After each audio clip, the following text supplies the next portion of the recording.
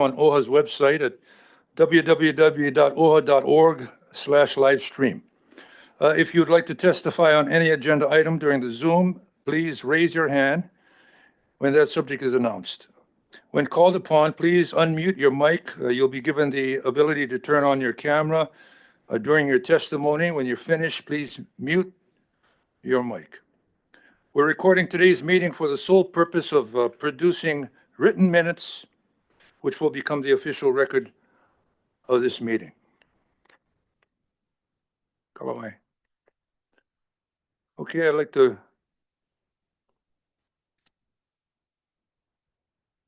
firstly call the meeting to order. The time now is, it started at 9:05. Leanne, please call the roll for attendance, please. Trustee Ahuna, Ew. Trustee Akaka, Eu. Trustee Akina, Aloha mai kākou. Trustee Alapa.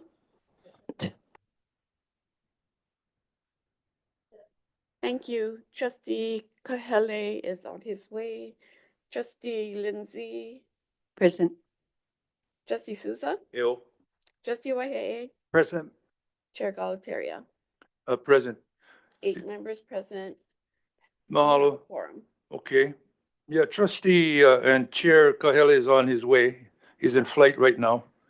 He texted me, let me know he was pushing off of the gate at about 8:30. Okay, so he'll be joining us mid-meeting. For trustees who are joining us by Zoom, any trustees joining us by Zoom? No? Oh, yeah, Dan. Okay. Dan, please enable your cameras so that the duration of the meeting, if you're able to do so. So all other OHA staffers, please enable your cameras when you need to address the committee members. If you'd like to speak, please raise your hand, and when recognized by the committee chair, please proceed to speak. Lower your hand and mute your microphone when you're done. So joining us today is OHA's CEO, OHA's COO, Kihau, along with some of her administrative staff. I'd like to call on Kihau now to introduce those staff members joining us today. Mahalo nui aloha ka kahiaka e kaluna ho'omalu a me na kahu waiwai. E no mea ui ke la either online or in the room. We have Chief Financial Officer Ramona Hink, Endowment Director Ryan Lee, Interim Corporation Counsel Everett Ota, Interim Senior Legal Counsel Nichi Ozawa, Senior Director of Strategy and Implementation Elena Fardin, Senior Director of Hawaiian Cultural Affairs Hailama Fardin, Director of Advocacy Lena Alali, Lead Compliance Specialist Kamakana Ferreira, Director of Education and Culture-Based Learning Ku'ulea Nuhea Awo Chan, Director of Economics and Business Resilience Pony Askew, Interim Infotech Manager Kevin Chalk, and IT System Engineer and Administrator Arlene Aguinado. Mahalo. Mahalo nui loa. I'd like to just take this opportunity I'm going to go off script for a moment and ask Remy to stand up, if she would please. And we'd like to, I'm assuming it's your birthday today because I was told by about 10 people. Yeah? Okay. So if you guys could join me and put your candles on. Okay, everybody, let's put our candles on so that she can blow them out when we're pausing. Okay? Yeah. Trustee Souza, can you lead us, please, in the happy birthday too? Say to you, happy birthday to you, happy birthday, happy birthday to you. Go ahead, blow them out. Blow out your candles. All right, there you go. Thank you so much, Mahalo, everybody. Okay. In order to eliminate any background noise which can affect the quality of the sound on OHA's live stream and making it difficult to hear the speaker, please mute your devices' microphones until you are called on to speak. Yeah. After prompting of the chair, BAE staff will do a roll call to determine quorum at the beginning of every meeting, as we did today. 5 board members present constitutes a quorum, which we have. Roll call votes will also be called to determine the board's position on committee matters. A simple majority of members present will constitute the position of any matters that require a vote. If for any reason you are disconnected from the meeting, we will pause 1 minute to allow you time to reconnect. After that 1 minute, the meeting will be continued, provided there is a quorum. And trustees, if you have to leave the meeting, please inform the chair by announcing that you are leaving, okay? Now, before we begin our business of approving our minutes, I want to just get everybody on the same page. It's going to be really important as we prepare and make our way through this part of the year, especially because we're 16 days into the 2025 legislative session. And it's really important that we know what's happening. And so for those of you folks who are not to the legislative session procedures, take the time to just learn a little bit about what it is. We are the agency that is responsible for talking to the legislator on behalf of the Lahui. So as an example, today is the first triple referral. I'm just taking a couple of minutes to explain if you don't know what's happening in that regard. So it requires bills to be reported out of their first committee. Today is the House, tomorrow is the Senate. So there's a lot of activity going on already. If I recall, and Trustee Lindsay could, and Trustee Akaka could help me, each year about 3,000 bills are introduced in the legislative session. So this is the first pass as it whittles its way down and through the session. Yeah. The first lateral mandates that bills move to their final committee, and that happens February 13th and 14th. And then first decking is the deadline where bills must pass their final committee and be reported out. We're gonna, the reason I'm explaining this, everybody, is today we're gonna be engaging in the matrices that talk about the bills that have now become active, okay? And that's a big part of our meeting here today. But first, we got to start with approval of the minutes. To approve the minutes of the January 22nd committee meeting on beneficiary advocacy and empowerment. May I have a motion to approve the Chair. BAE committee meeting? I so move. Thank you, trustees. Trustees Aquino, Trustee Souza. Any discussion? Okay, before we take the vote, I'd like to review our public policy guidelines. Public testimony should be limited to matters listed on today's meeting agenda. Your name will be called. Wait, hold on a second, 1 second. Leah, I take the vote on this now before we move into anything else. So no discussion, right? Okay, all in favor say aye. Opposed? Karalua? Okay, seeing none, the minutes have been approved. Okay, now before we move on, public testimony should be limited to matters listed on today's meeting agenda. Your name will be called, your microphone will be activated. If you are not audible, when called upon, you will be muted, and the next testifier will be called. State your name, organization, if applicable, and agenda item you will be speaking on. Oral testimony will be limited to 5 minutes. A timer will be on the screen to count down. Your mic will be automatically muted once you've completed your oral testimony. Okay?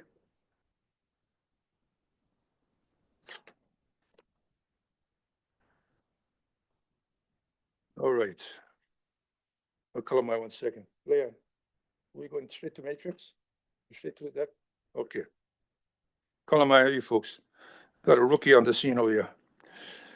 Let's proceed to new business. I would like to acknowledge, where's Lena Allah? Lena Alalay, our OHA's chief advocate. We're going to start to discuss our OHA legislative package. Okay.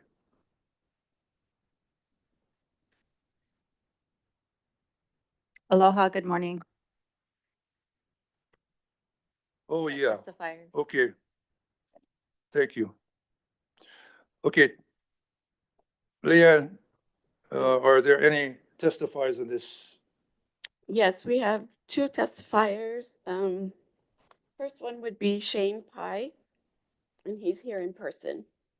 Is that with regard to the legislative package, or is that separate?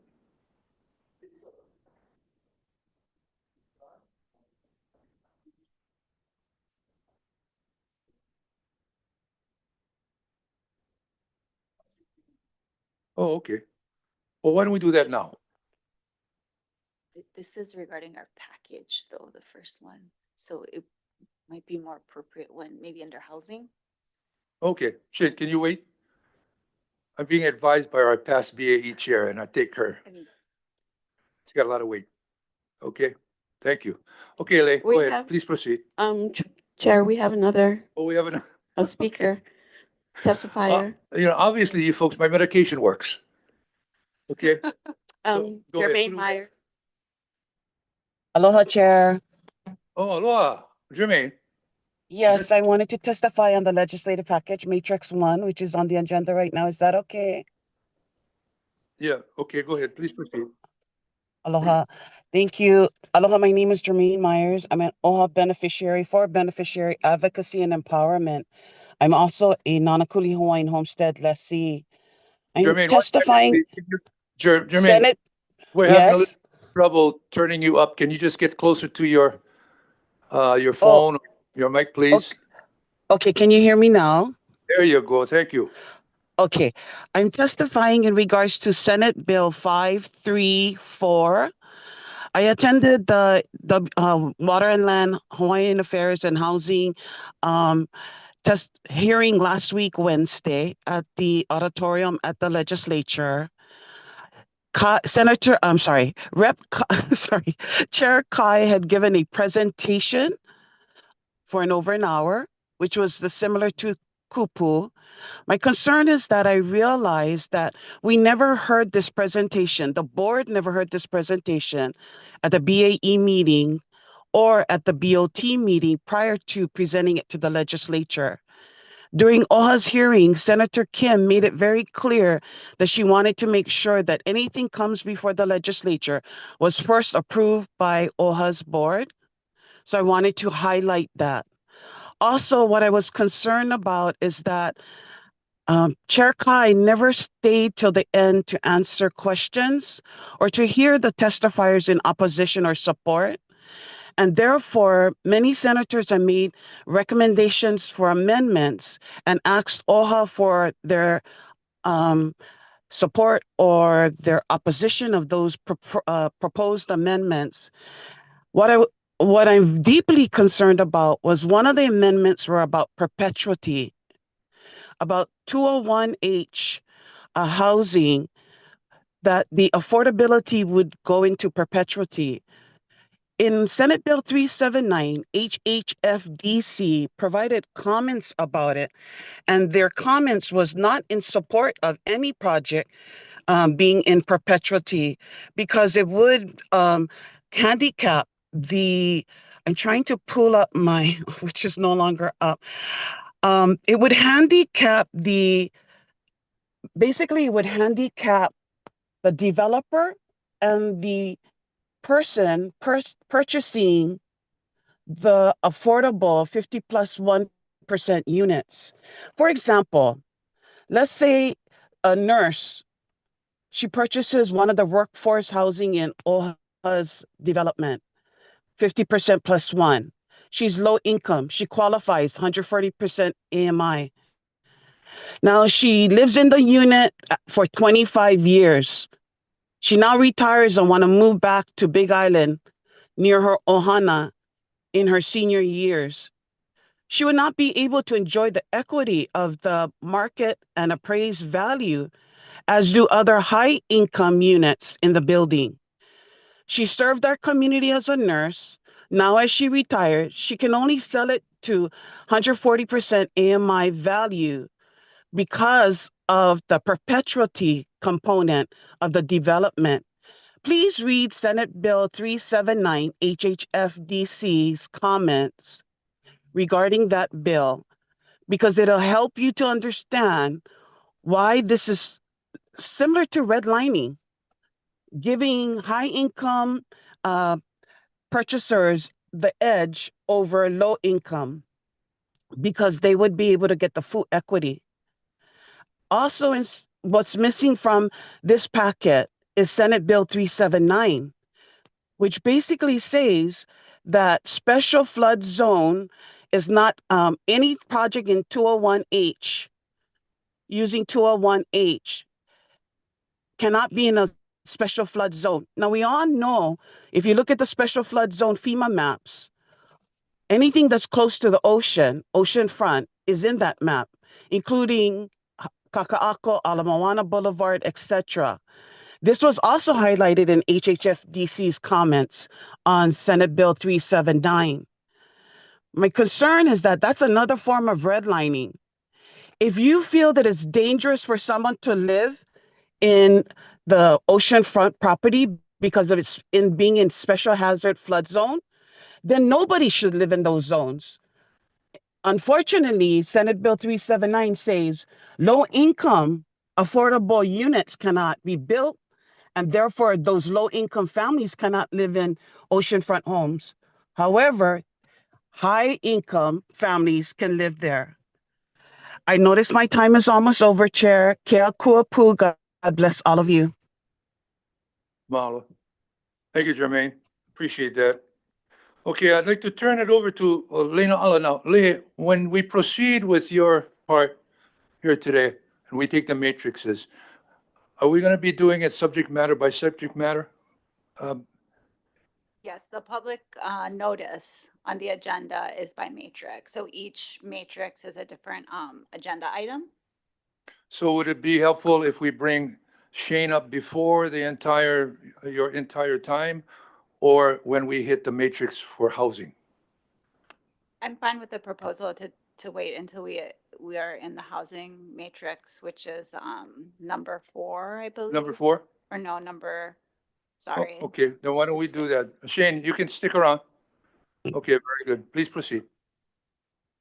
So the first one, again, is not an action item matrix per se, because it is our package bill that have already been approved by the board.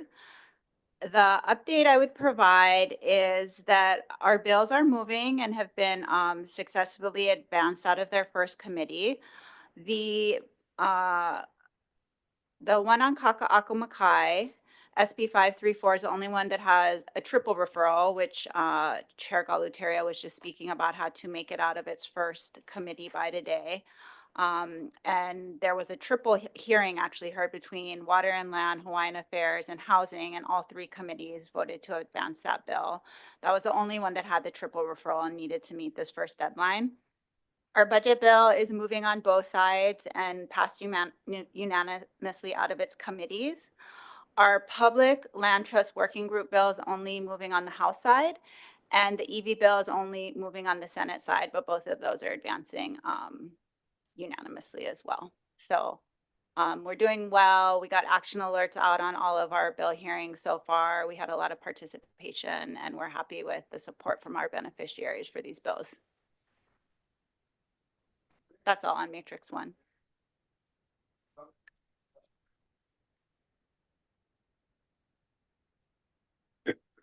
Excuse me, I wasn't watching yesterday, but did the Housing Committee and the Senate make a decision yesterday?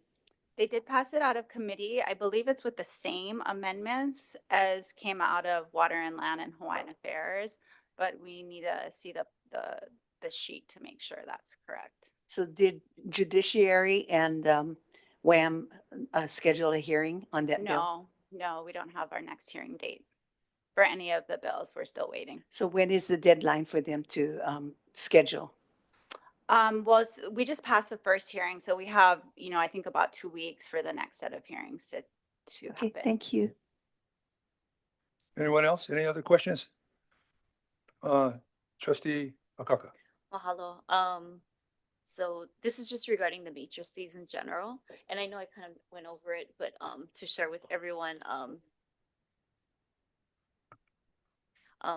Mahalo for the hyperlink and the companion bills that are listed here in the matrices. However, I do think that it would be helpful for our committee members here, as well as whomever is interested in our subject matter, to have the page numbers, the item numbers, color coding or color shading with any new bills that are coming in, so we can differentiate easier. And I also wanted to check for your team of about what normally should be like, say 9, how many staff do you have right now to help with the matrix? This year's a little bit different. We have 5 staff in advocacy. We have been collaborating with S&I on the MEMO specific bills. So that would be housing, education, health, economic development. Okay. Is it possible for, because I mean, just in the interest of all of these, because I know that you folks are trying to do what you can with the quick time turnaround that we have to do all these things, where we can pull from other IR departments to help with this? We can look into that. I do want to mention that while Lenaala has 5 staff, we have 2 who have been on leave and 1 who is new. So I just want the trustees to understand the limited capacity under which we're operating. On top of that, we are simultaneously trying to be responsive, draft and submit testimony. And, you know, it's a fact across the organization that we, you know, as you folks know, have a high vacancy rate. We have a lot of priorities that we are trying to address. So it is, you know, these are challenging times. I'm just going to be straight and honest. So we will look into the color coding and, you know, preparing these matrices to provide you guys more ease of use. But I just want to note that, again, we're operating with limited capacity. And when I say that, I mean, you know, the human resources part of our work. So we will note that. We will see what other kinds of support we can seek, maybe some temporary support. Actually, we have somebody coming on very soon, an admin assistant that will be able to help support this team. So, Hikino, Thank mahalo. you. And just one additional point on that, I wanted to point out that we received last Wednesday morning new guidance from OIP. So previously we had until 72 hours prior to the meeting to prepare the matrices, and we found out Wednesday morning we now have to publish our matrices when we do the public notice 1 week in advance. So we had like 8 hours, I mean, not even 8 hours, like 5 hours to finalize everything. So I do have some corrections that I will flag as we go through the matrices. Not all the positions were correct. Going back to the collaborative nature of the process, you know, we have a lot of people recommending positions, and then I, as director, have to review them. So that's also a process. So, and this is, again, it's a snapshot in time as of last Wednesday. So this does not reflect every bill that we would like to take a position on. And as I mentioned yesterday, and I'd like to note for the trustees, most of the bills that we are just monitoring are not reflected in these matrices, because that's like our daily workflow. And because we're not taking a position, we don't, you know, need to flag that. And the purposes of the matrices and why we've organized them by subject matters to help you know what we're making decisions on. So those are the ones that we've tried to flag for decision making. There's a few on here accidentally that are monitored, but there's many more bills that we are monitoring that are not reflected in here. And until we take a position, that means submit testimony, either commenting or taking a position in support or opposition, we're not bringing it before you, because that's kind of information overload. But there is a lot of other bills that we are monitoring that are not reflected in these matrices, and we will bring them to you if we depending on amendments or what happens, we think we do need to have a position, and then we will get the board's approval. So going back to OIP, so they had contacted us saying that we and other organizations are required by law to follow these, and it was explained to them how it works, the process for us, and they still insist that it applies here. I didn't personally have the conversation, but we did just publish them on that new deadline last week, Wednesday. Okay, So moving into Matrix 2, these are bills naming OHA. go ahead. I'm sorry, Lay. Oh, are we ready to move into Oh, one matrix second. two? I'm just consulting with the vice chair.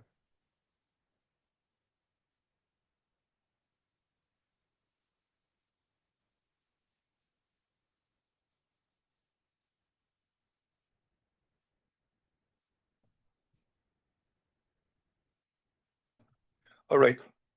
Is that all for matrix one? And no other questions? Chair Souza, It's not a question, Trustee but Souza. speaking with the guys down at the Capitol, both on the House and Senate side, they're really impressed. Alinala, I know you don't have the capacity, but in tracking these bills and being engaged, so I want to mahalo you. I don't know, we're bringing someone very soon to help you do your job, but yeah, mahalo. Mahalo, trustee. Okay. Yeah. I can't hear you. Chair. Okay, I'm sorry. Yeah. Trustee?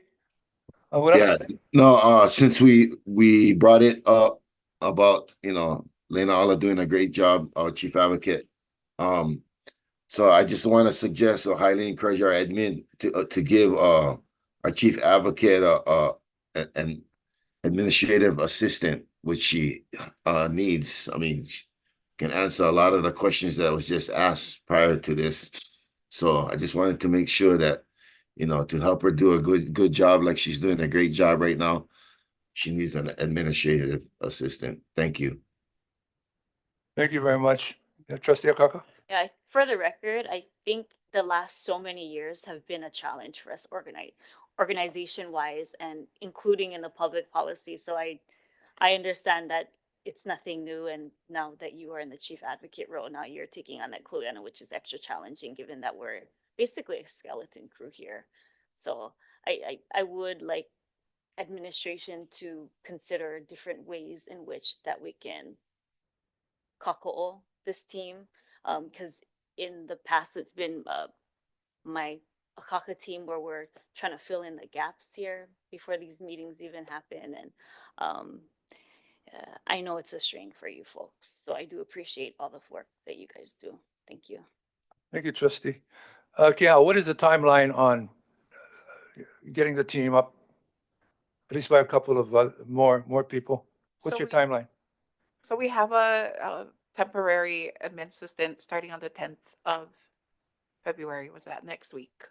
Next And week? then, yes, and then we are also, so for, on the COO side, which includes comms, advocacy, community engagement, anyway, 7 PAYA.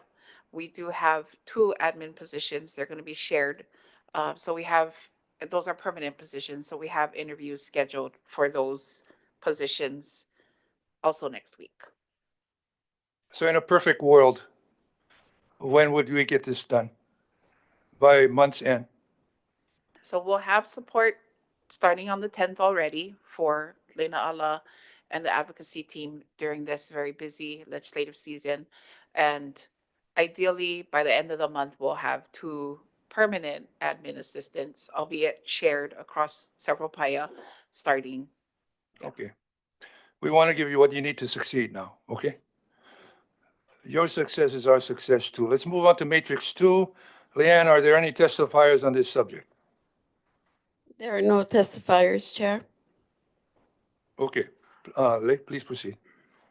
Okay, mahalo everyone for your support.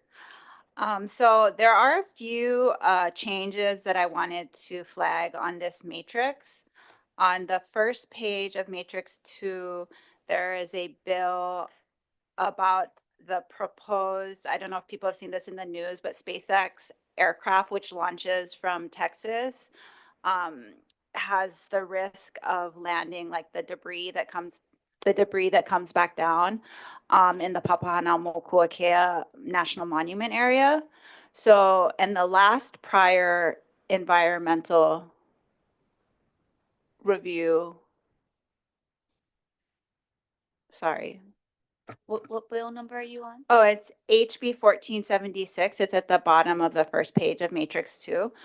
So the proposal from the legislature is that any future environmental review address the potential fallout in the national monument and consult specifically with OHA, which we will comment on in support. I'm not sure, you know, being it's a federal action and a federal review, there's going to need to be follow-up to see if that, you know, if we can actually make that happen. But we certainly support in concept the idea that future environmental reviews would consider the impacts on the national monument, which the last one did not, and to consult with OHA. So that one I wanted to flag on the, So, are we looking to instead support it instead of high monitor? yes, yes. And then on the second page, halfway down is 7B 1193 relating to land restoration. And this is a bill proposing an Aloha Aina land trust to receive back lands from the United States military after those lands are decommissioned. We are not opposing it. We are going to comment on it. You know, we support in concept many of the aspects of this bill concerning making sure land that was confiscated can go back to Kuleana owners as well as to the state and ultimately preferably OHA. But it's, you know, it's a complicated bill, so that's why I'm proposing comment rather than just straight support. We definitely support, you know, certain aspects of the proposal, but, you know, other aspects of the bill would require refinement. Okay, any questions? Trustee So- Akaka? I just want to make sure I know what bill you're talking about. Is it the one on the screen? SB Yes. 1193? Yes. Okay. So, yeah, last week we had it as high monitor. So now you're thinking instead of opposed to comment, or you're looking to oppose it? No, no, no. Oppose, I don't know how oppose got in there. That is incorrect. Okay. So, So what are we doing? Comment. Comment, okay. Any other questions? No? Okay, proceed.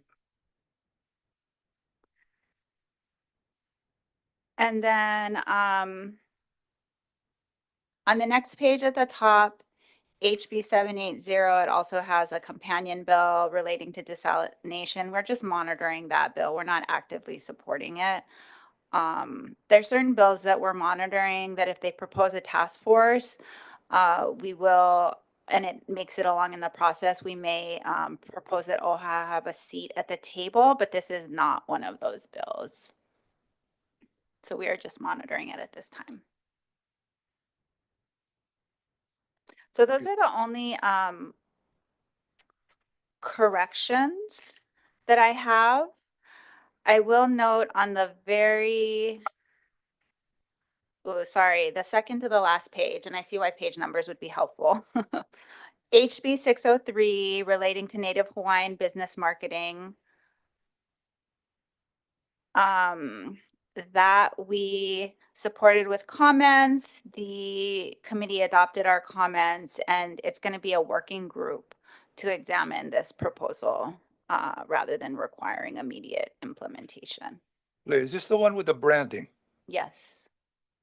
And they haven't come up with a made in Hawaii or Hawaii brand, or they haven't come up with a slogan yet, have they? Yeah, so the proposal is for OHA to lead the working group to look at establishing such a brand for Native Hawaiian made products so that Native Hawaiian entrepreneurs could, you know, help them capture that part of the market that is interested in buying Native Hawaiian business owned products. Okay. Okay, So those are Continue. the changes. I don't know if there were any other bills that the trustees have questions on. yeah, okay. First, Trustee Akina. Thank you, Mr. Chair. Just a question on another bill. Lena, SB 3 and SB 543 address the Commission on Water Resource Management, stating that OHA CEO may appoint one member. Could you just clarify what the difference is between specifying that the CEO does this versus the Board of Trustees plays that role? Is there any functional difference, any impact on fiduciary duty? You know, I would imagine that we would still need board approval for the actual name that we put forth because it traditionally, you know, with nominations and so forth, in which we've submitted a supporting position, we've gone before the board. I just thought it was curious. I know it's done elsewhere, but it's curious that this legislation would specify a person within OHA as opposed to OHA itself as being the ones who have the right to appoint a member. Yeah, we don't have any insight really into the drafting of that bill that I know about, that where that came from, but I don't think it would ultimately change the process by which we would nominate someone. Although, you know what, sorry, let me amend that. I'm sorry, I actually do think I know why it names the CEO. The nominating committee is kind of like a body like this that reviews applications from individuals. And I'm not sure about the process. I don't know if nominating committee members have to make a vote at the time or if they have time to take it back to the full board. It sounds like Everett might have further insight on that point, but it is, the nominating committee is a whole body of people who sit together. Does Everett have the answer?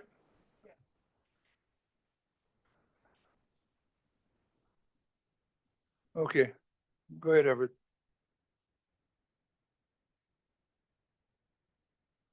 SB 3 and SB 543. Thank you. Good morning, trustees.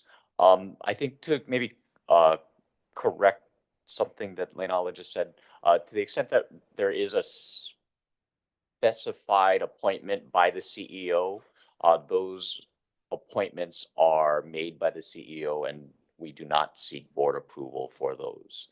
If it does, of course, say the board, we of course will take it to the board. And, you know, so it's just, we will follow what's provided for under the statute.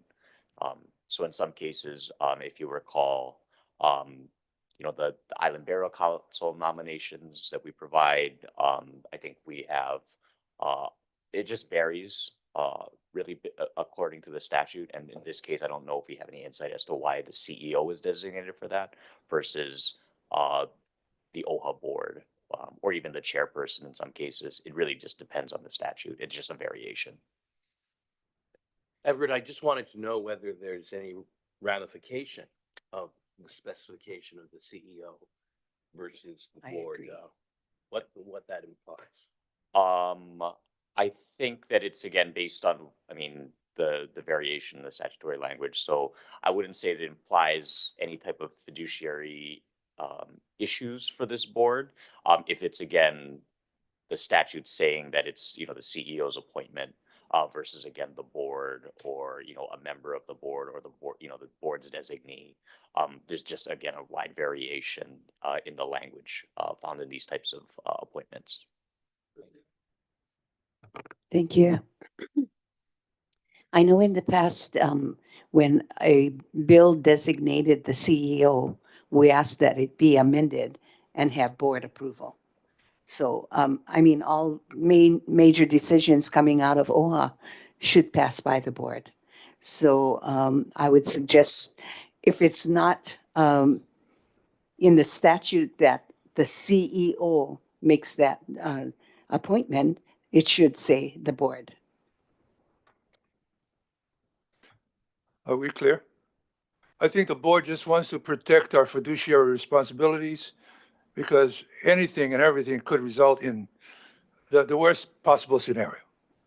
And so we want to protect that. And secondly, this board is tired of hearing things, say, in the news. We want to be first in terms of informing, even if it doesn't. And in this particular case, we understand that we did not draft the bill. So obviously, those who did, I would assume with good intentions. But anyway, going forward, if we could, you know, address what the trustees were talking about. Could I make a recommendation, Mahalo Everett?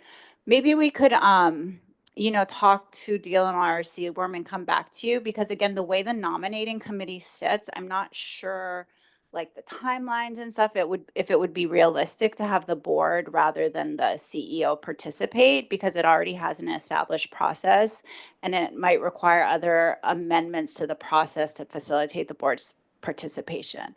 Okay, why don't you come back Yeah. and report that? I mean, by the time you get back, it might have just died. It might have, but yeah, just in terms of, making that recommendation, if we want to be fully informed about it, it might, it might require other amendments to the law to make it workable. Okay, that's trustee.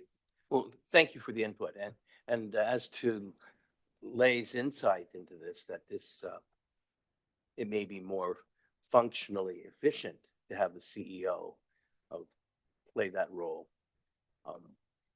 Even if the legislation named OHA as the party that has the responsibility and the right, we can delegate to the CEO where necessary the right to act on our behalf. So it wouldn't preclude that.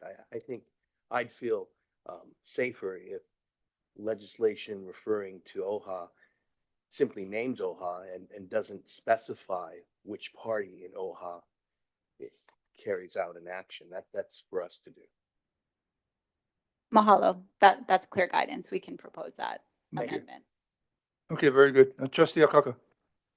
Regarding HB 1327 relating to fees, I see that we have it here with support with comments.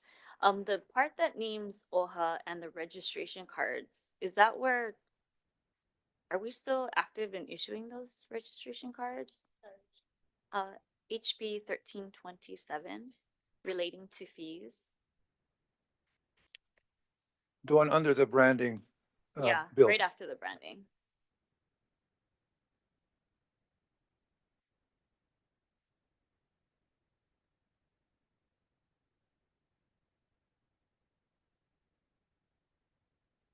What's your question again? Yeah, so Trustee? one of the things that was listed in that bill was talking about, showing your qualification to be able to qualify for that lower that fee, local resident fee, Hawaiian, Native Hawaiian, and it lists the Office of Hawaiian Affairs with the registration card. So I was wondering if that's something that we're still active on or we're preparing to activate on.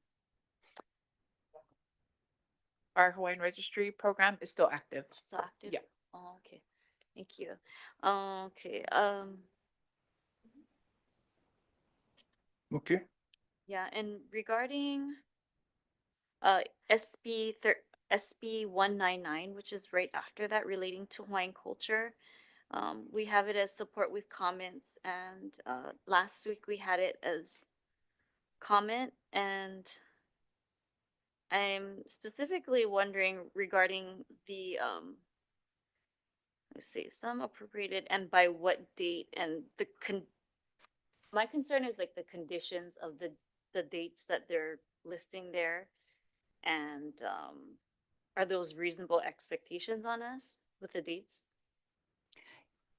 Yeah, so this bill was heard and amended to just be one cultural center by 2050. So we think that's a realistic expectation. And then with all the different conditions that they're saying that we have to do. That part of it, Because I mean, I would think it would come natural for us to include a lot of the things that they list, but to then require that with a condition, and I don't know how much they're appropriating in our direction for that, but I do get concerned when it has certain dates, sunset dates or whatever, that we are held to, and it's not a manageable expectation for us. yeah, we have proposals with respect to, not needing it to be so prescriptive as to what exactly needs to happen. But it's moving and we've been working successfully with the committee, so we think it'll come out in final form as we'd like to see it. Yeah. And SB 1301, the last one on that matrix too, relating to historic preservation.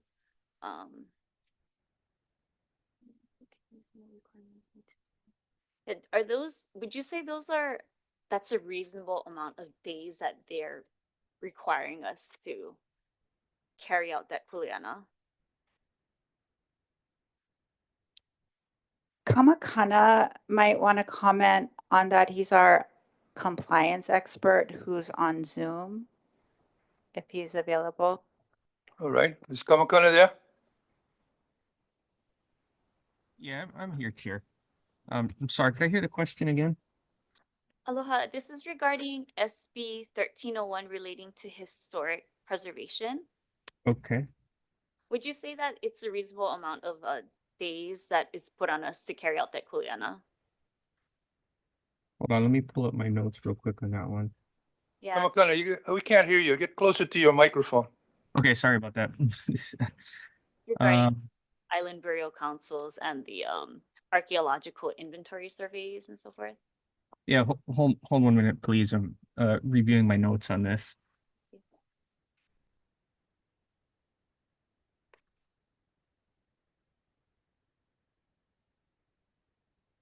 This is the last one on the matrix, right? Okay. Oh, okay. So, yeah, this would take additional resourcing from OHA to carry out, although we don't think it would be a big push in that regard. Somebody in compliance would probably oversee, but somebody like an administrative assistant, which was discussed earlier, could maybe send out the notifications to assist with this particular process that's called out in 1301. Okay, thank you. I get concerned when they stipulate that we have to adhere to certain days, and if we don't have the capacity to do that, or it's not truly reasonable with that specific line of work, I'm trying to have it be considerate of our team. Okay. Well, it's a valid question. Appreciate that. Thank you. What's that? It's a didn't valid hear- question. Kamakana, you got a question? No, I was just saying that was a valid question that Trustee Oh. Akaka was sharing. Okay, very good. Thank you. All right, so that concludes matrix 2.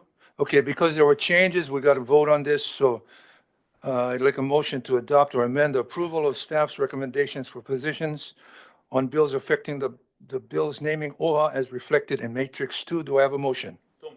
So moves. Thank you, Trustee Souza. Trustee Lindsay seconds. Any discussion?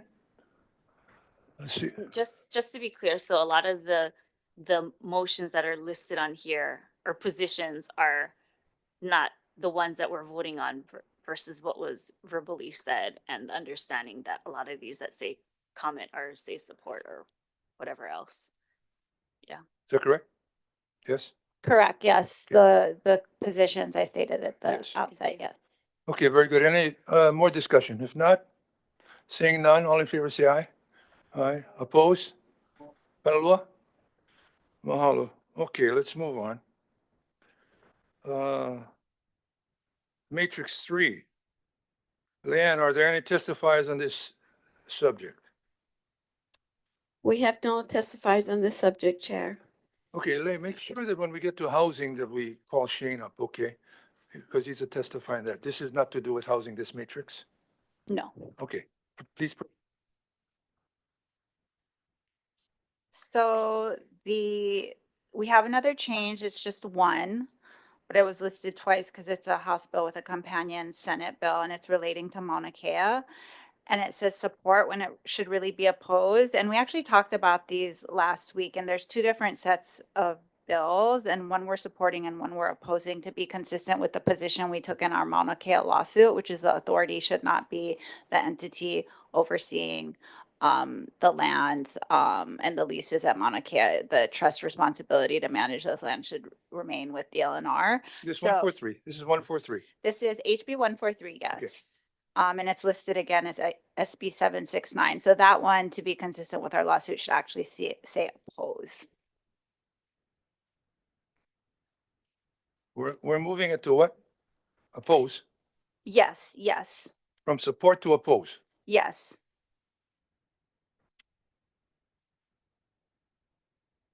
Now, that's a big swing. Why?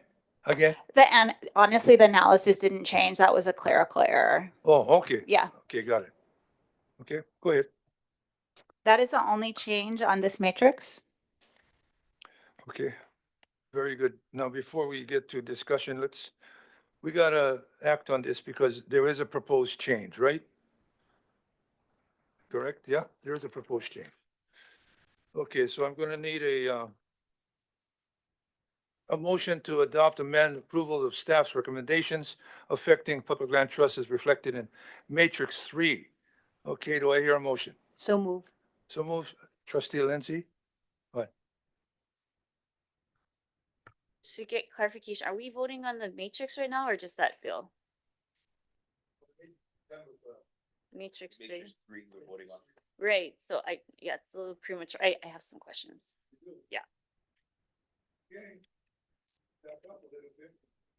Okay, so regarding HB 317, relating to the state parks special fund, it's listed as comment, and we had it as support with amendments last year. Yeah, I mean, honestly, the categories of positions are somewhat overlapping.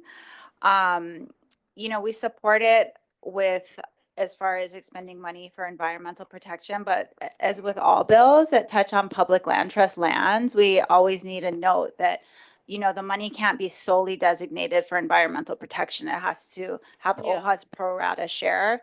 So I think comment is consistent with the support with comment. We support the environmental protection fee subject to OHA getting our 20% share. Thank you. Okay, And what then- else? You got some more? Yeah.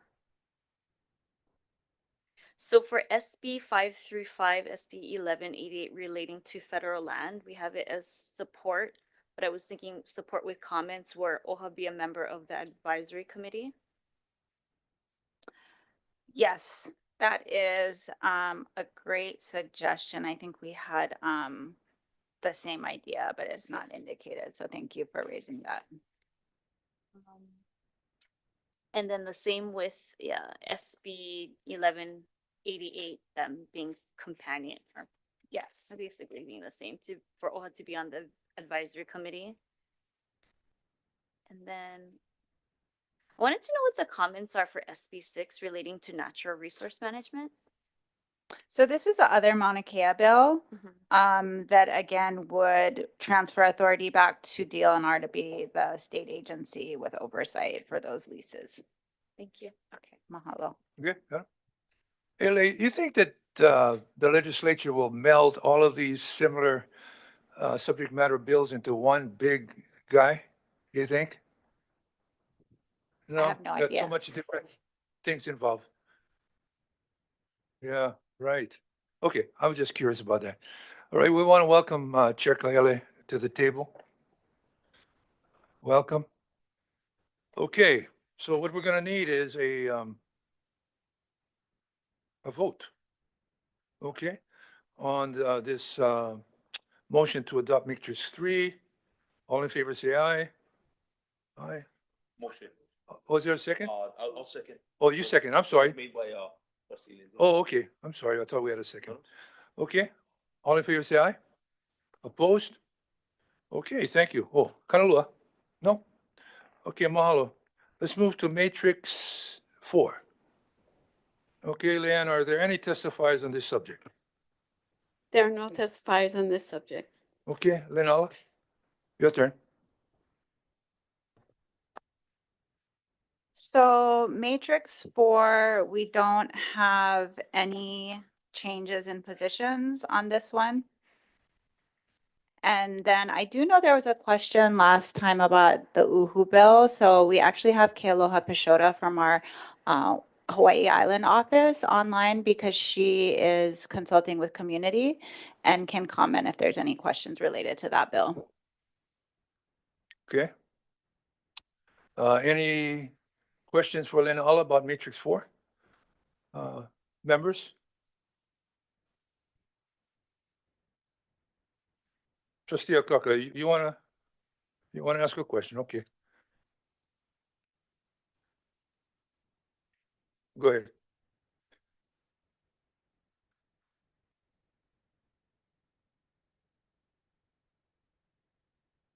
We need a 5-minute break. Just trying to just make sure I'm not missing anything here. All right. Okay, thank you. Go ahead. HB 123 and then SB 22 regarding relating to fisheries. The opposed with comments. I just kind of wanted to get your folks' mana'o on that. Yeah, this might be another one that Kealoha can also comment on, but the feedback from staff was that, and that I agreed with, was that we should not have management of fisheries exempted from environmental review. You know, this is just kind of standard operating procedure to ensure that, you know, different impacts are taken into account and it's not, you know, it's not in opposition to our fishery industry. We actually have another bill, we're supporting the ahi bill, that's a labeling requirement that would help, you know, people again identify Hawaii caught fish and to support our local businesses that way. So this is just kind of a safe, good management principle. Okay, and regarding HB 512, what are the amendments that you're proposing for that one? HB 512.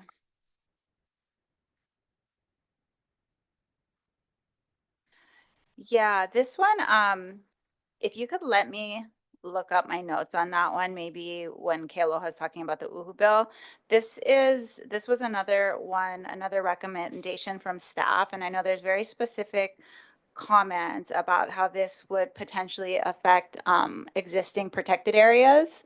You know, there's different types of community-based fisheries and different management areas, and it seems like this one might affect that. So you need time. To look up specifically more detail if you want more detail, but that was the concern, was to make sure that it didn't negatively affect like community-based fisheries and other existing management programs that we have participated in supporting. Okay, Thank you. you got it? Yeah. Oh, yeah, trustee Kaele.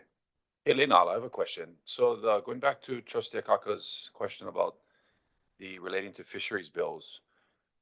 So when looking at the bill and it specifically talks about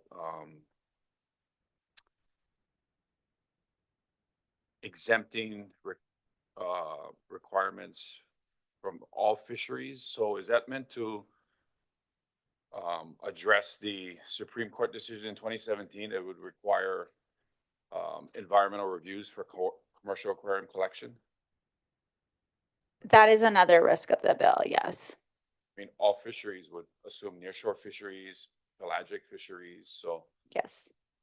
if this bill was passed, then nearshore fisheries and commercial aquarium applicants would not be subject to the environmental review process? Yes, that's one of the concerns with the bill. I think you have the right position for OHA.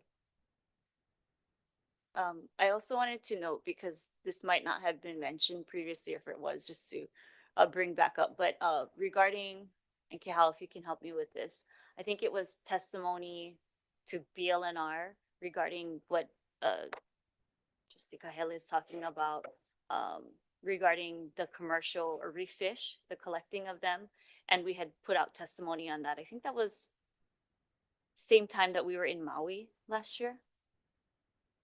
Maybe about then.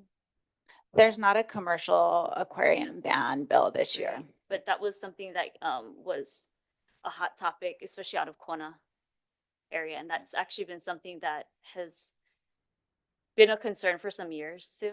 I remember that coming up when I used to be at the legislature. Thank you. That's good to know. Yeah. Thank you. All right, any other questions? Chair, we have, Oh, wait, hold on a second, I'm sorry. we have one more We have a testifier? she's question, she has her hand up. She's from our Hilo office, Kealoha. Oh, okay. Hey, Kealoha, aloha. Very good, good to see you. Go ahead. Sorry. I just wanted to add a little bit. Lena Alla covered all of these, and sorry if I'm do I have echo? Little bit, yeah. But you can get close and understand. I wanted to just affirm that the Uhu bill was difficult because we agree that Uhu are our fish food. They are important to our ecosystem and all of those things. So they affect not only Native Hawaiians' ability to fish for the Uhu. However, we're at a point, and we don't like regulation to our traditional and customary practice. We went at length to explain the difficulty of this decision because the excessive taking of the aquarium trade is forcing us to have to take this position. Because uhu and such as Hinalea also are target species of this aquarium trade. And so their excessive taking is creating a problem with our uhu, who help manage and protect our reef. And so that is why we had to take this position, but we made sure that we included that information, that we and our local community are having to sacrifice because of the excessive taking of all kinds of commercial fishing, extraction, aquarium trade, so on and etc. So I just wanted to affirm for you that we do want to be very careful supporting things like this that don't have all the nuance included. So if that's okay. And also what you were saying, Chair Kai, is also part of a difficult process. It was so vague on the fisheries. We don't know what fisheries they're speaking to and why there would need to be an exemption. Okay, so I'm sorry, I didn't mean to take any more time, but I just wanted to add a little more to clarify the concerns, because we agree. And that's all. If you have any more questions, I'm here. Thank you. Oh, no, thank you. Aloha, trustees. Aloha. Trustee Akaka. So I think it might make sense to have it with the parrotfish bill, SB 244, instead of it saying support to be support with comments, so that we can list out how this affects us, so that there's that notation going forward and it being on the record that we are sacrificing our customary rights, our traditions and rights as people, because we are dealing with those that are overfishing for commercial purposes and not for sustenance. Yeah, that makes sense. Okay. Any other discussion or dialogue on Matrix 4? If not, we need a motion to amend the approval of staff's recommendations for position on bills affecting natural resources and Native Hawaiian traditional and customary practices as reflected in Matrix 4. So moved, Mr. Chairman. Thank you, Trustee Waihehe, and second by Trustee Alapa. Okay. Any other discussion? Seeing none, all in favor say aye. Aye. Aye, opposed? Kalua? Okay, mahalo. Okay, let's move on to Matrix 5, which is about Native Hawaiian housing. Leanne, are there any testifiers on this topic? Yes, we have one testifier, Shane Pully. Shane, okay. Oh, Good we to have see you, another one Shane. after him.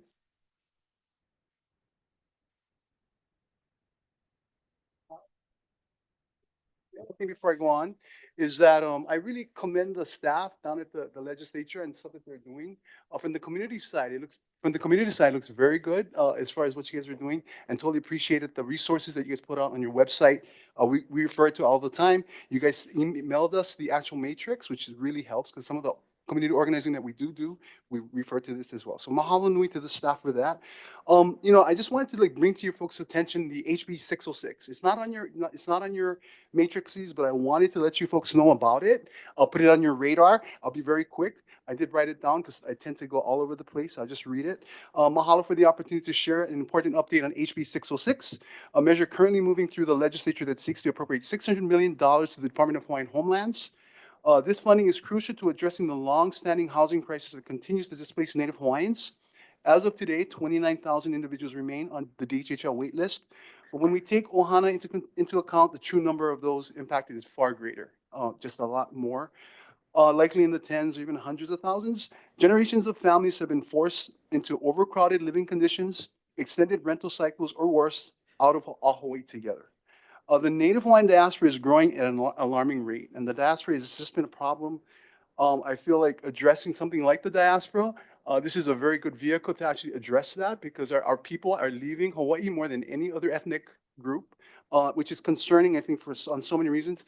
This has been a trend that's been going on for at least a decade or more. So I think this is one way you can actually look at it and really address the diaspora, because it is something that is alarming, and as community people, as stuff that we do, it's just stuff that we need to. There's more that we need to do, and this is something that we can do in order, which is more money from the state for more housing for Hawaiians. The very people who should be benefiting from the Hawaiian Homes Commission Act are being priced out of our own homeland. HB 606 is an opportunity to change the trajectory. The bill recently passed the House Committee on Housing and is awaiting a hearing on the House Judiciary on Hawaiian Affairs. Very promising. If passed, this funding will directly support housing development and placement for beneficiaries who have been waiting for far too long. While OHA is not directly addressing HB 606 on its agenda, I urge you to keep this measure on your radar and to continue advocating for resources that uplift our beneficiaries and support long-term solutions for housing access. That's all I had to share. Yeah, and I sent you guys the brochure. Okay. I think one thing that's very important to look at is the graph that we put in there. It shows you Act 279 2 years ago. The legislature did give $600 million to Department of Hawaiian Homelands. What that amounted to is just a little over 6,000 Hawaiian families that will be impacted. It's not enough. We have 29,000, so there's more that needs to be done. Yeah, people thought, oh, you guys are putting this bill, it's crazy for another 600 million. But it isn't crazy when you compare it to the severity of the housing situation that all of the state is in, particularly Native Hawaiians. So I think it is an opportunity for what's good for Hawaiians is really good. I mean, you hear this, it's not nothing new, but if you think about it in these terms, if they do put another 600 million to DHHL, the money stays here. It's better for all communities across the whole entire archipelago. So that's all I wanted to share, put it on you folks' radar, and I don't want to keep you guys. No, mahalo, Shane. Appreciate you. Well, anybody got questions for Shane since he's here? Okay, Trustee Alaba. In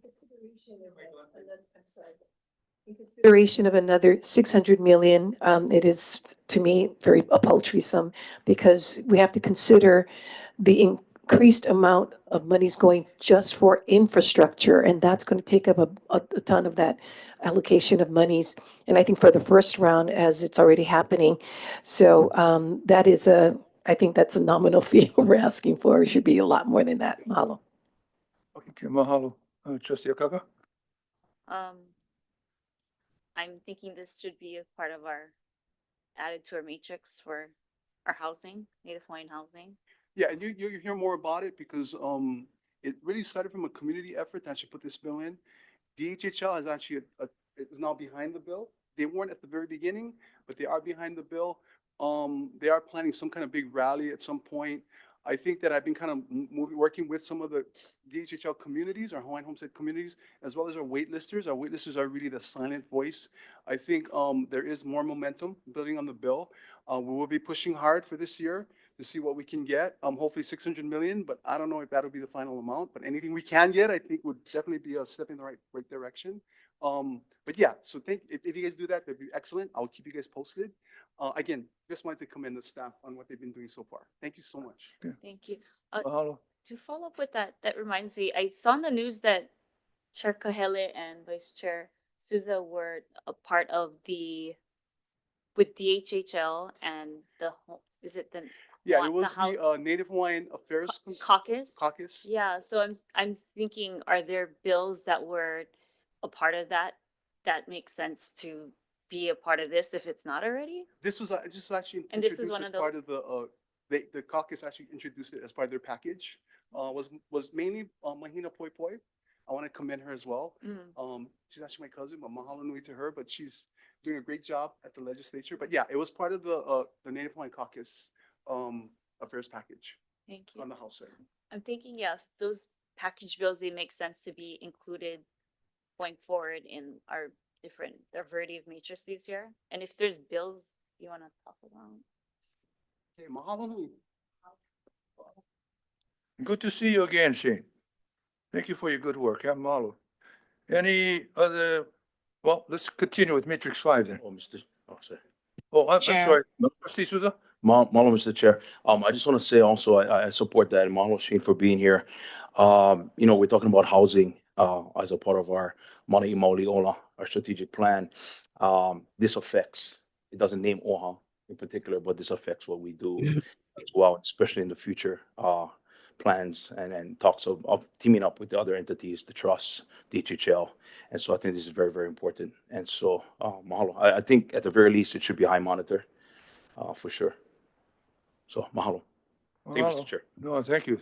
Mahalo. Chair, we have another testifier. We do? Yes, Jermaine Myers. Okay. Yeah, Jermaine, proceed. Aloha, Chair and trustees. My name is Jermaine Myers. I share the same position as OHA for most of the bills in Matrix 5 housing.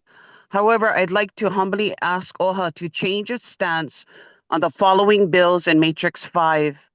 House Bill 944. OHA's position is comment.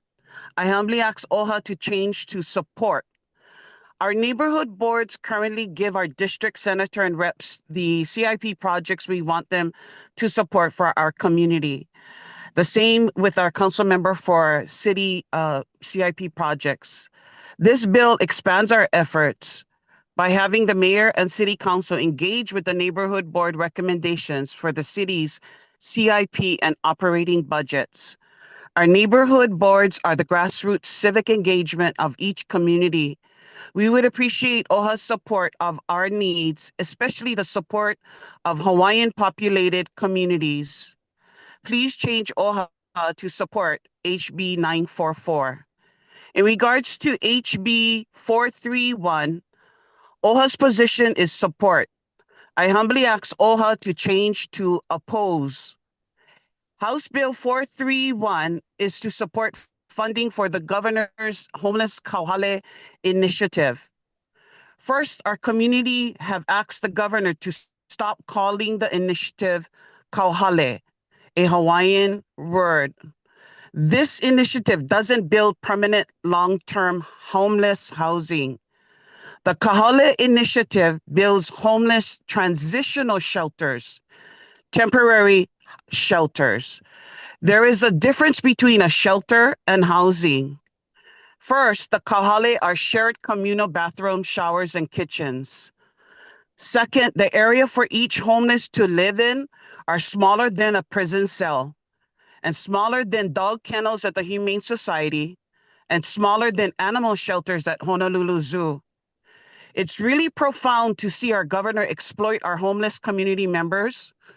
Most have trauma backgrounds, low education outcomes, or mental health issues from birth or trauma.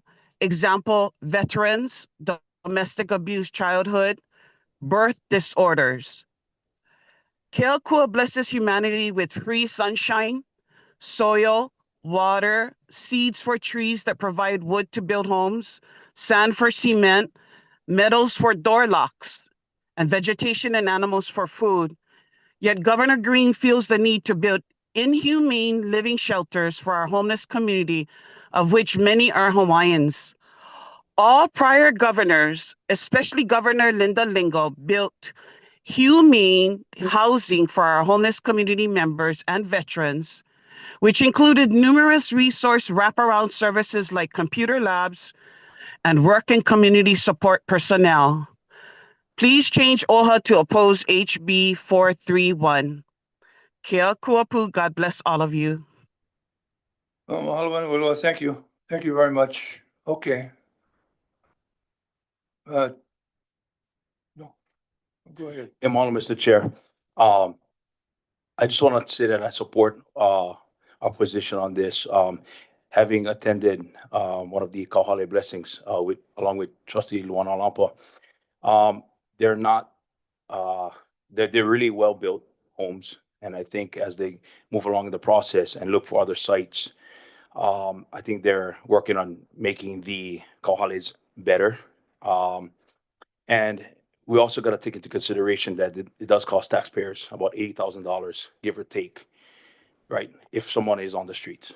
And so and I had this conversation with Gov and I said, you know what, is it transitional or is there an end date? There is no end date, just to be clear. So if someone needs to stay there for a year, 2 years, 4 years, and be taken care of and get well before they can move on, that is the plan. And so I know it's transitional, it's the initial thought, but they won't kick them out. And so just to be clear about that, and that I did confirm that with Gov as well, just to make note of that. So mahalo.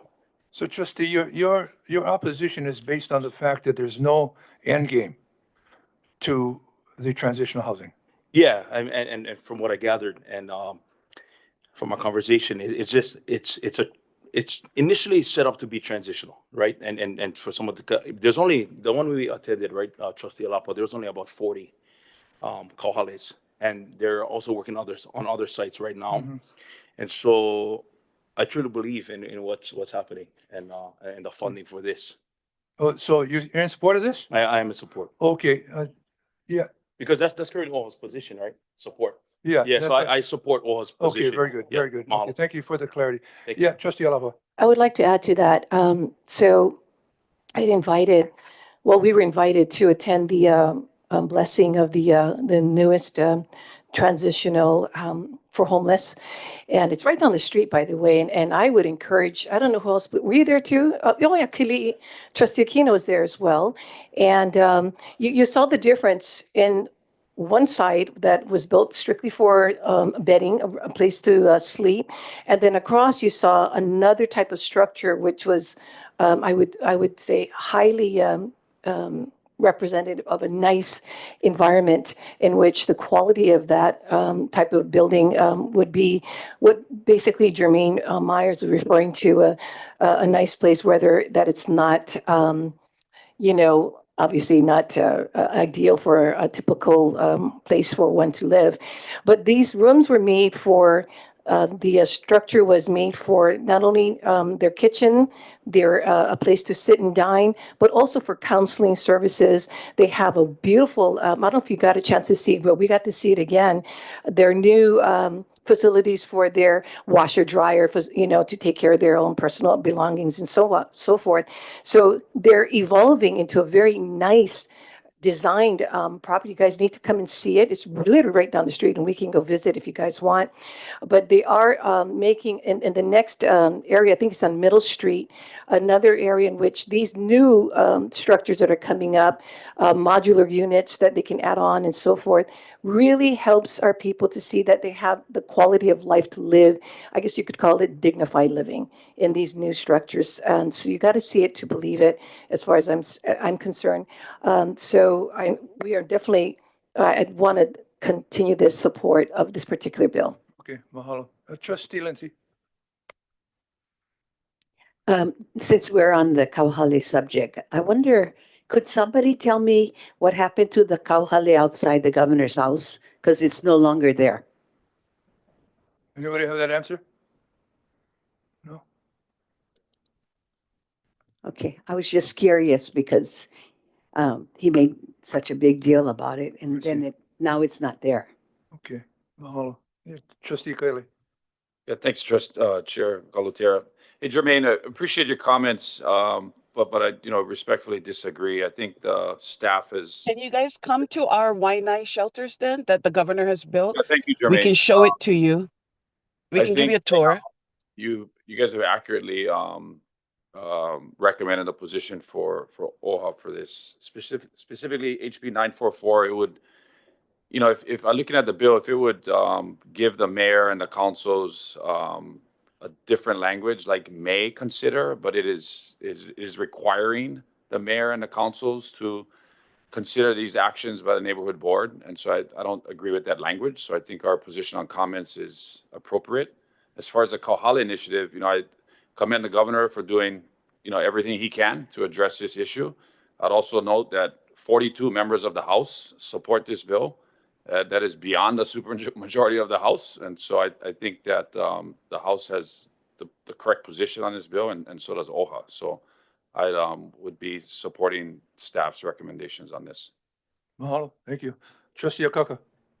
A couple of thoughts I have regarding housing is the programs that are put into place in these transitional housing homes, is that where they're preparing people to transition out, like a very reasonable one? Because I know there's discussion regarding Kauhale, different naming. What's the next steps? They're not limited to be there for X amount of months or years. They can stay. Well, I think that's what Trustee Souza is alluding to. Right. So if but- there's anything, we could probably relay that concern in comments. And hopefully they'll Correct. amend it so that it comports with our thoughts, so that there is a time limit Mhm. for the transitional housing. I think that's what you're alluding to, right? Yeah, in terms of like, what are the next steps, Yeah, that's what And, you're alluding to. and then the other thing too is the concern that we're aware of, that a lot of states are sending their houses, unhoused individuals or families here to Hawaii, given the ideal climate and so forth, and how it ends up the kuleana of Hawaii.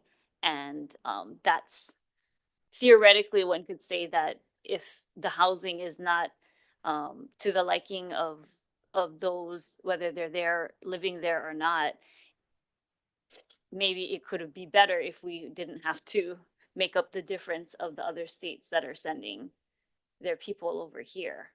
I recall 10 years ago or more, I think it was Rita Cabanella, rep, she had introduced a bill regarding compassion and having funds to send those back home to where they originated from. Yeah, I recall that. You remember that? Yeah, Yeah. I remember. And I don't know the approach that our state is taking on that, or even researching or federally looking at banning other states from doing that. I know that when Alaska, like, what was it, the governor or mayor at that time had mentioned something, our governor had pushed back on that. But clearly it's a strain on our resources and for our people, our beneficiaries. And that is a concern of mine. Okay. Thank you. Well, we appreciate that. I think in this one, the short stroke is to address the length of the transitional housing. And Trustee Souza, I know you got your hand up. Is that oh, that's from earlier. Okay. So, Lenal, if you could maybe perhaps talk story with Trustee Souza and Trustee Alapa and Trustee Akaka. Yeah, just to be clear, I mean, these are just concerns we're raising. We're not proposing amendments to the bill. We're just flagging issues that we think that the committee should think further about, correct? Because I think amendments is like a different suggestion than comments. And I want to be clear what you're asking, because if we want to see it passed, we don't want to load too many things into one housing bill. There are many housing bills addressing many different issues. So to the extent that we're just flagging comments, I think that's a good idea. I would be nervous about proposing specific amendments unless we have very specific language that fits into this statutory section. Well, let's just see how it turns out. Yeah. Okay, let's take it to the next level. I mean, we got to make friends too over there, and they got 40 something guys signing this on. Pardon me? Oh, 42. Yeah, 42. Okay, any other discussion on this particular matter? Oh, Trustee Aquino. Thank you, Chair.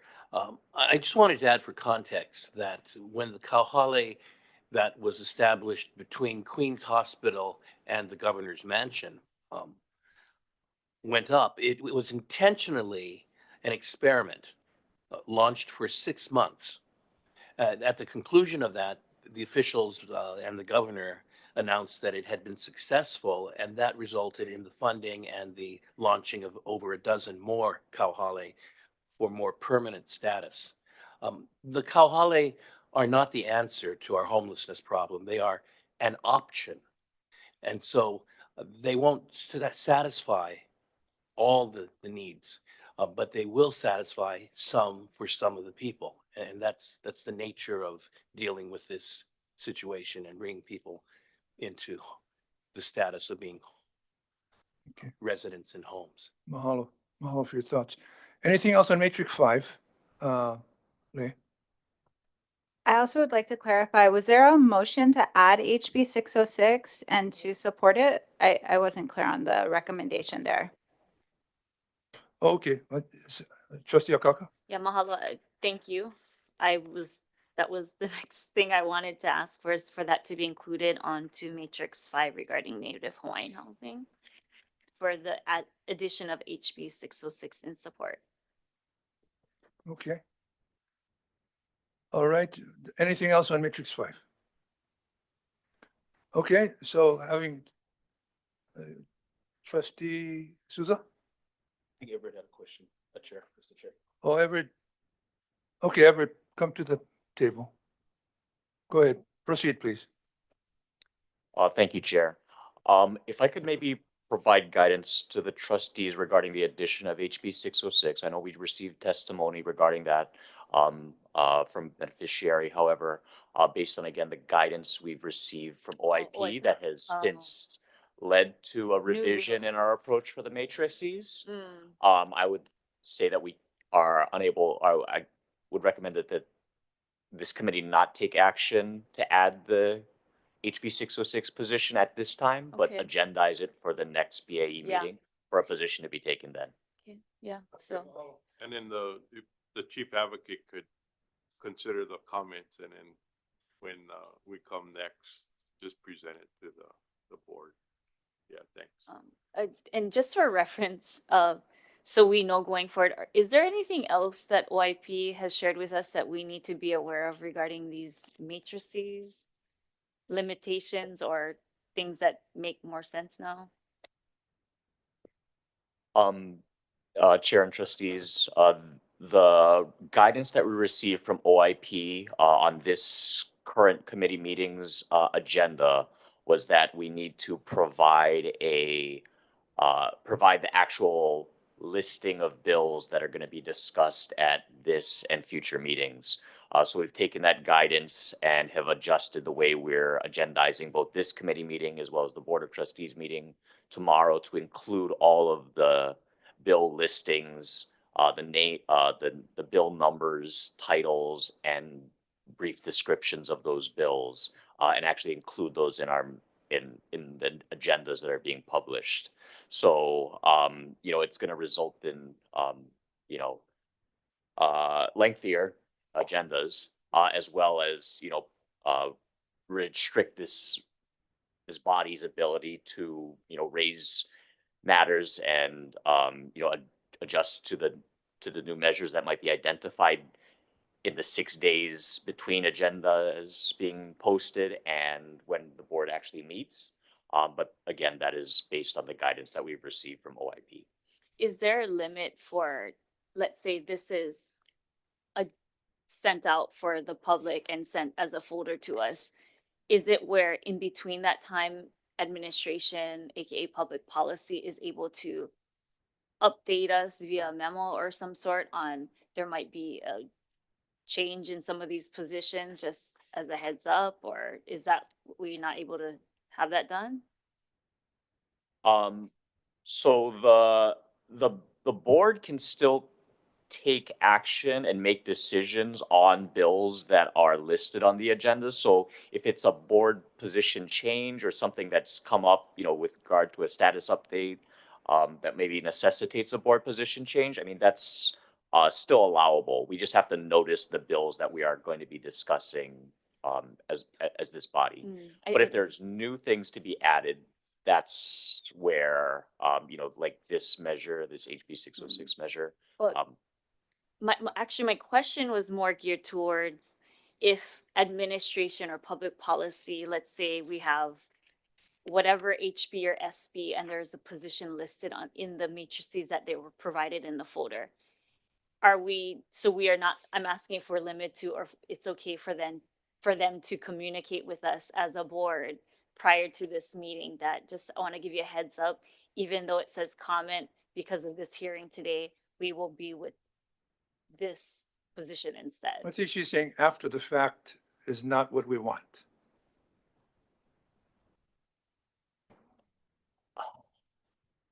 So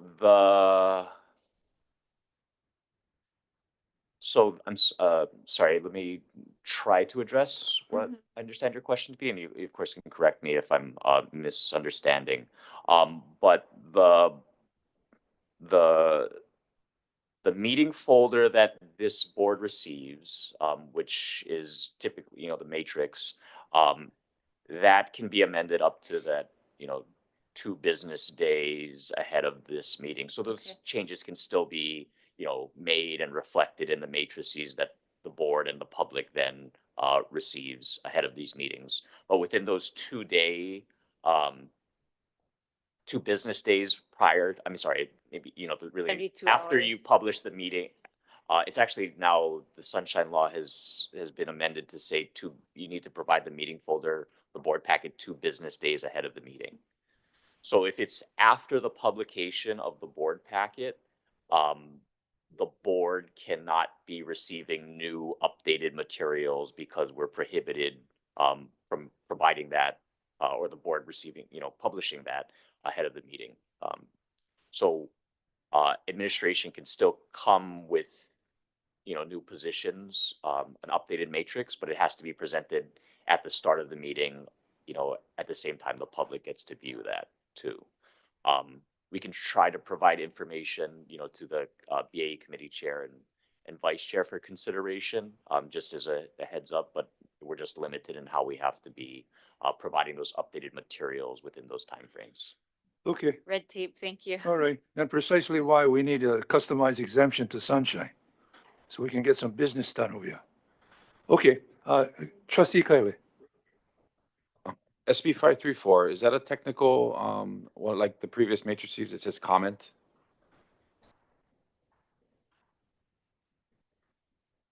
Okay. That's our package bill. Okay. Yeah. So it was on the So- first so- matrix. All right. Yeah. So it's not gonna be on. So it's not, we're not on, when we're voting for matrix 5, SB 534 will not be on matrix 5. Correct. That should have been just on matrix 1 since that's our package bill. Okay, any other discussion? Matrix 5, everyone? Okay, if not, I need a motion to amend the approval of staff's recommendations for positions on bills affecting Native Hawaiian housing as reflected in Matrix 5. Do I hear a motion? Second. Pardon me? Okay, trustee Alapa move, trustee Waihee second. Any discussion? Trustee Akaka. Based off of Chair Kahele's manao, are we looking to change the position for HB 944? Or keep it as comment? 944, Yeah, Lay. regarding the neighborhood board? Is that the one that you're talking about? The mayor's, no, yeah, okay, thank you. Okay. Okay, let's proceed with the vote. All in favor, say aye. Oppose? Kanalua? Okay, thank you very much. Let's move to Matrix 6. We're moving at a not so brisk clip, but that's okay. We're making our way. Okay, Lay? Oh, firstly, do we have any testifiers on this matrix? We have no testifiers. No testifiers? Okay, mahalo. Lay, please proceed. So the only change to this matrix is on the first page, the bottom one, the HB 127 related to bail. I think we should just monitor it. The other criminal justice bills we have on here, they're primarily related to juvenile justice and protection of victims of sex trafficking, which also happen to primarily be girls as well.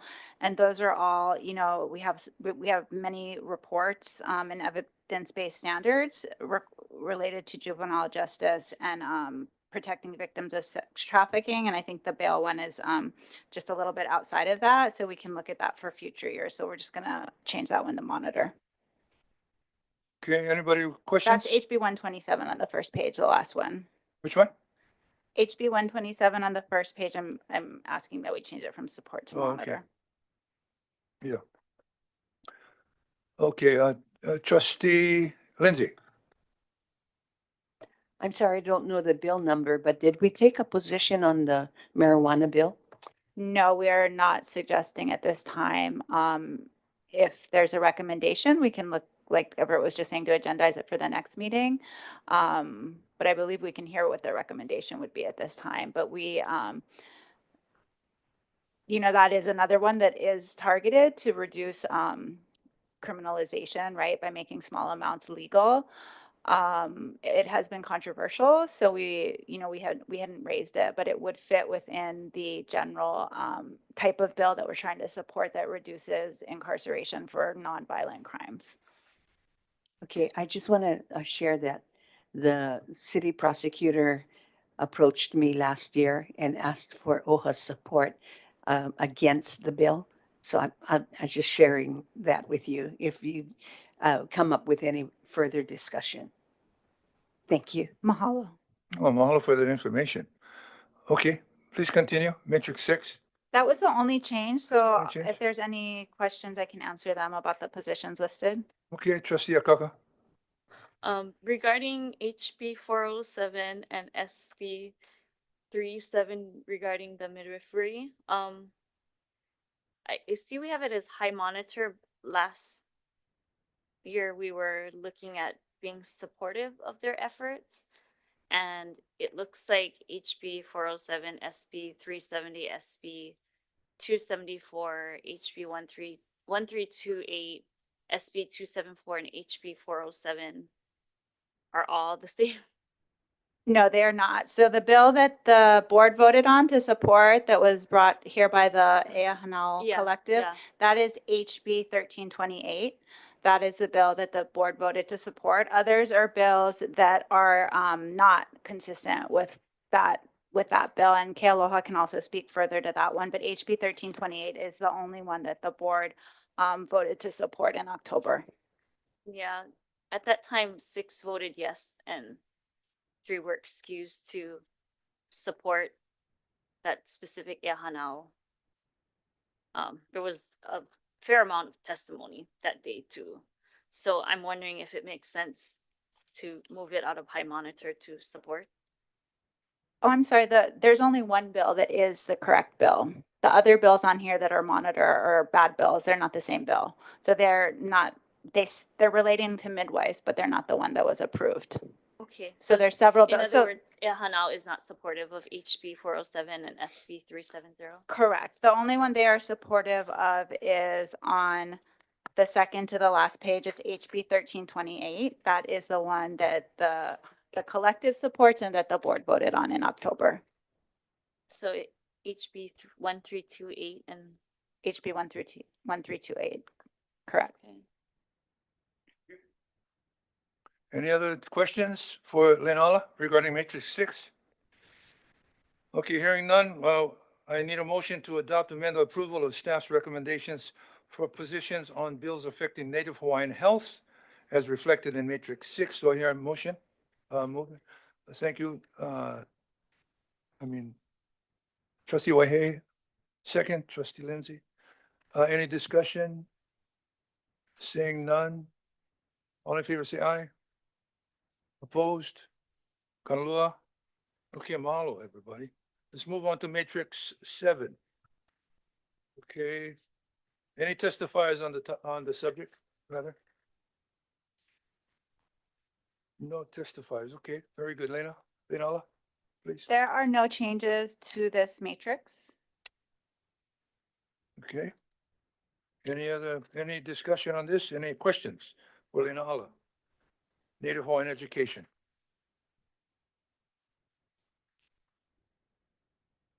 You're very good. All right, I'm gonna need a motion to, Are there any testifiers for that one? no testifiers. Okay. No changes, no testifiers. We need a motion. Oh, yeah, we don't know, nothing going on. Huh? Oh, go ahead, I'm sorry. I'd like to move, I'd like to move that we approve staff's recommendation on Matrix 7 related to education. Do you have anything that we need to act on for this matrix? None. right? Yeah, no changes. Pardon me? There were no changes. No changes, right? So we didn't, not staff, on it. Okay, yeah, Everett, please come to the table. What's up?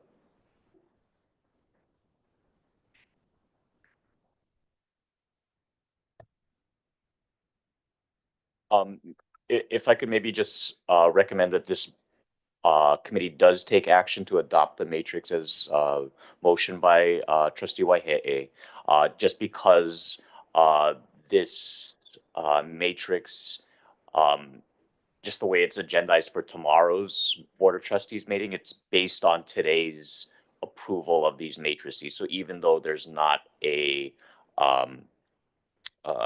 change to what was previously presented to the BAE committee 2 weeks ago, it's still the matrix that's being approved and then taken up as for approval and adoption by the board tomorrow. No, we didn't act on matrix 1, 2.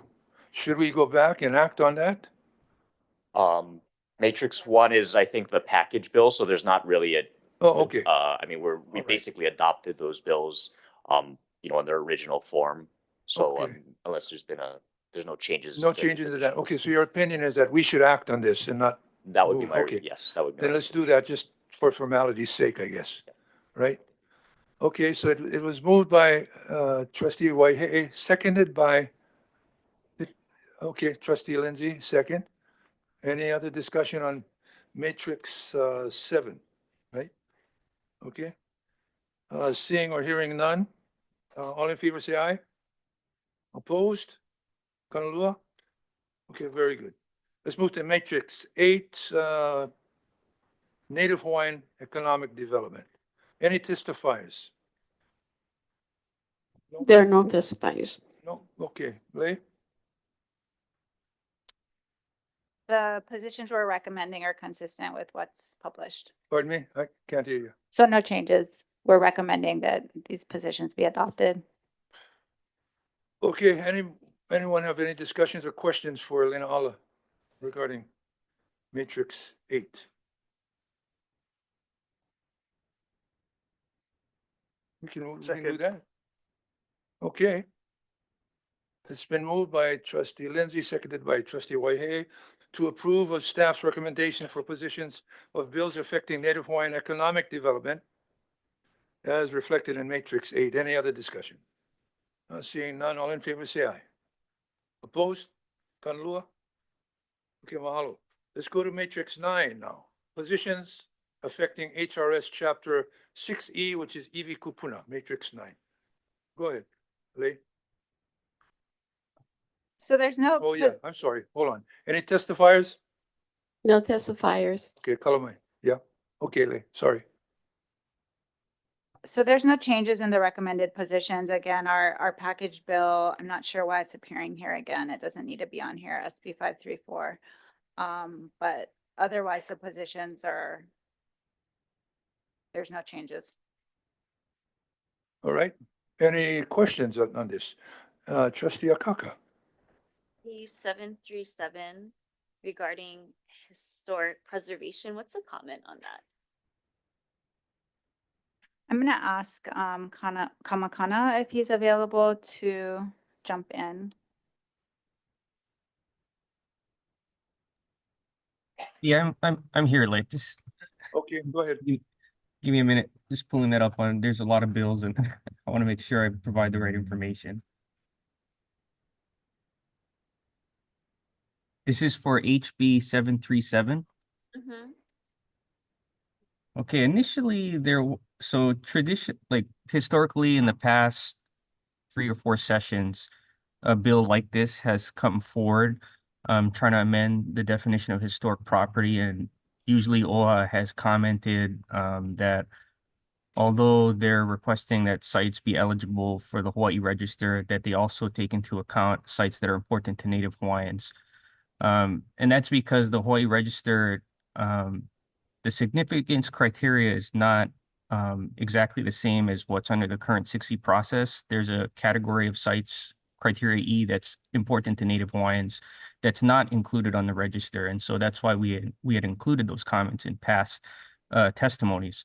In this particular year, though, they have included a clause that says sites that are important to Native Hawaiians, so that alleviates that concern. And so initially, the position was to support with comments, but after we realized that that change was made, we would be able to switch this position to monitor. So sorry about that confusion.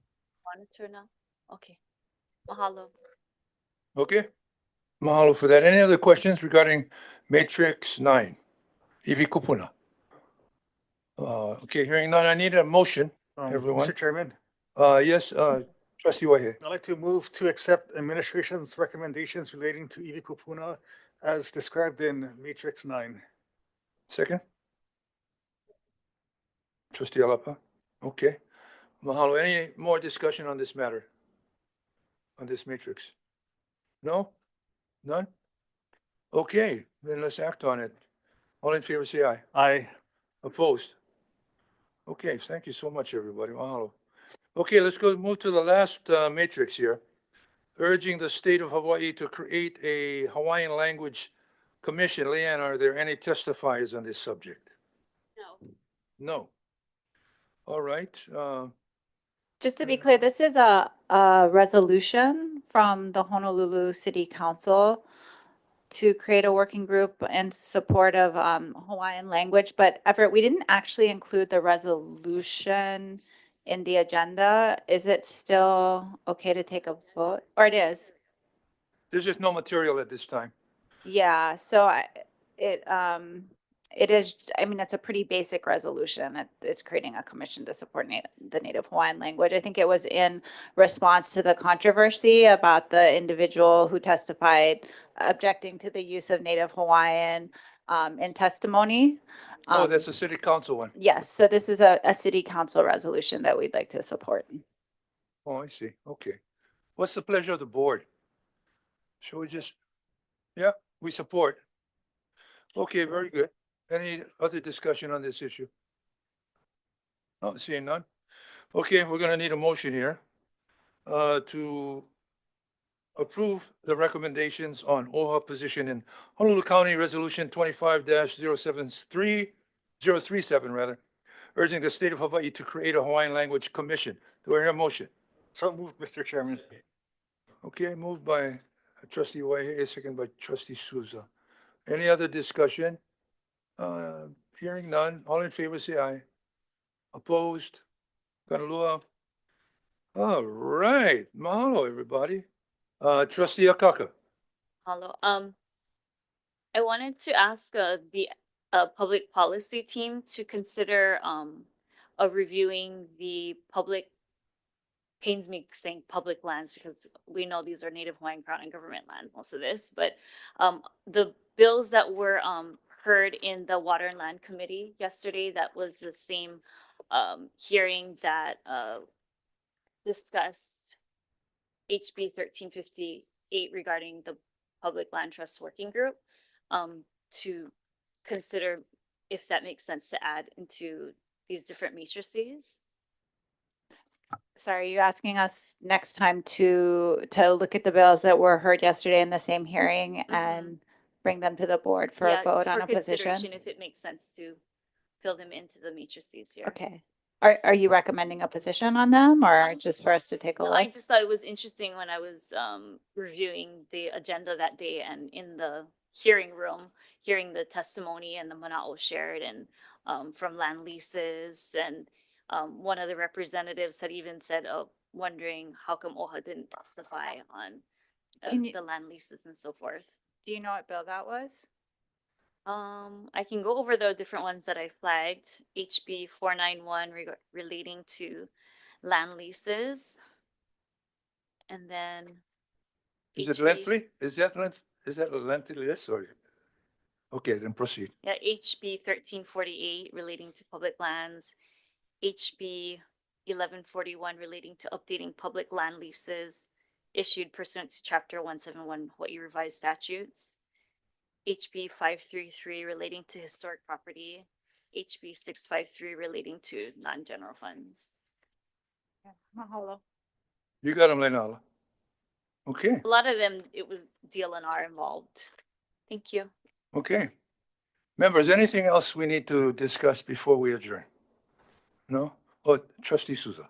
Well, Mr. Chair, I would always encourage our trustees and administration when they're putting together their agenda, if they could collaborate more, because a lot of these conversations could have been had not behind the scenes, but prior to bringing it to the board and vetted certain things. And so I would encourage that in the future. Mahalo. I agree, and I have been asking for that for quite some time now. Thank you. Okay, great. Noted. Mahalo. You know, it is the pleasure of this chair that we do collaborate on both sides, both C-suite and admin. And the more we can cut down the hurdles, the better. Okay, Kiao, I know we need to abide by certain things. And by the way, I apologize. I sent out a message to you folks, emailed to the 9 of you folks about us doing just that. Taking a look at the list prior to coming so that we don't have to hash it out on the table. And I was slapped on the hand by our legal because I was violating sunshine. So I feel so bad, but that's okay. I'll get over it. I need a motion to adjourn the February 5th meeting of the Committee on Beneficiary Advocacy and Empowerment. Do I hear a motion? Okay, moved by trustee Alapa, second by trustee Souza. Any discussion? Okay, Leanne, can I have a roll call vote, please? Trustee Ahuna? Excused. Trustee Akaka? Aye. Trustee Akina? Aye. Trustee Alapa? Aye. Trustee Kahele? Trustee Lindsay? Aye. Trustee Souza? Trustee Waihe'e? Yes. And Chair Galutaria. Aye, and one last thing, everybody, and this is for everybody in the room and also online. If you would like a legislative calendar to follow along, okay, just let Kyla or let Leanne know. They'll get one to you folks. Okay, I appreciate that. We're adjourned.